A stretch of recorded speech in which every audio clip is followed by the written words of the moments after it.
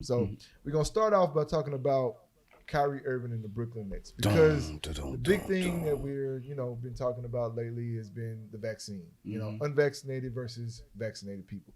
So apparently, what's going on right now? If you don't know, Kyrie Irving has basically not elected to take the vaccine, which has caused some issues because for the state of New York, they are mandated to take the vaccine if you're going to play in pretty much enclosed areas.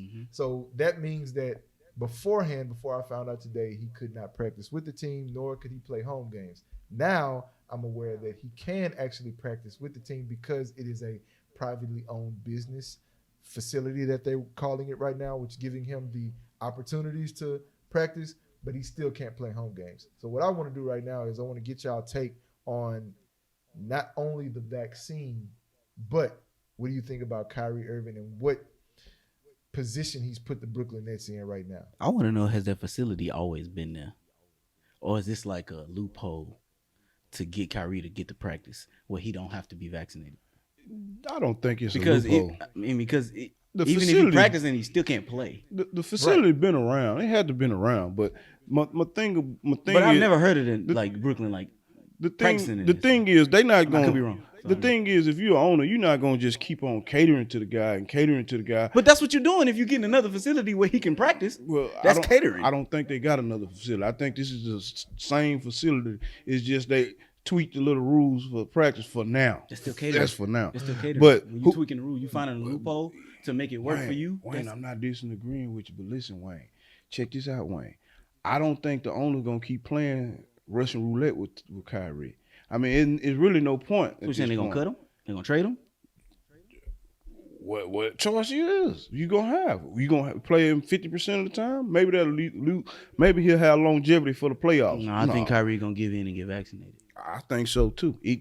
I think what we all can understand from this perspective is that if they have to find any loophole or any way for him to practice, that lets you know how desperate New York is right now. Yeah, Brooklyn is. And they really don't have an option because here's the thing: you either have that you can't trade him because Kyrie's people have come out and basically said that if you trade me, he will retire. And nobody's gonna pick him up after that. Nobody's gonna pick him up. Nobody's gonna take the chance and even trade him into to even because you're still gonna deal with the same issues. Deal with the same issues, and just because San Francisco and New York have kind of put this together doesn't mean any other city is not going to do the same thing. So you're very it's coming, bro. That's coming. It's coming. It's coming, bro. It's coming. So Kevin Durant has come out and basically said, hey, we're going to let Kyrie pretty much figure this out. Until then, we're going to work. But what strain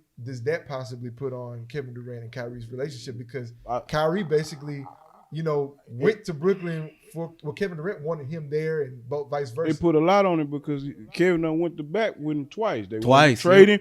Now he said, nah, let's keep Tyree and play. And now you crying about a vaccination and talking about you going to do more research. I'm going to tell you about research. Research is no good if you don't know what you research. If you can't comprehend the material that's bestowed upon you, it's no good to research it.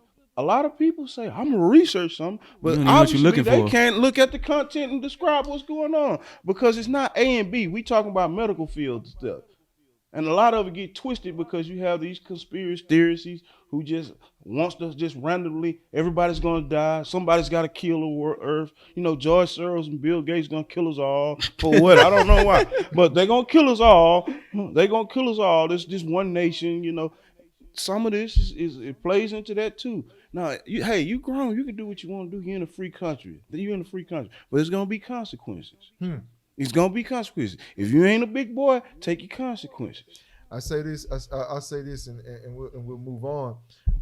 Shout out to my boy Lab, man. One thing he always says is freedom of choice does not mean freedom from consequence. Yep. At the end of the day, you still work for these people in this organization. If you don't want to take a vaccine, that is fine. It's A-OK. Go play basketball in your backyard. The perfect example is we talk about this all the time. We talked about it with Sha'Carri Richardson. The perfect example is the marijuana thing, right?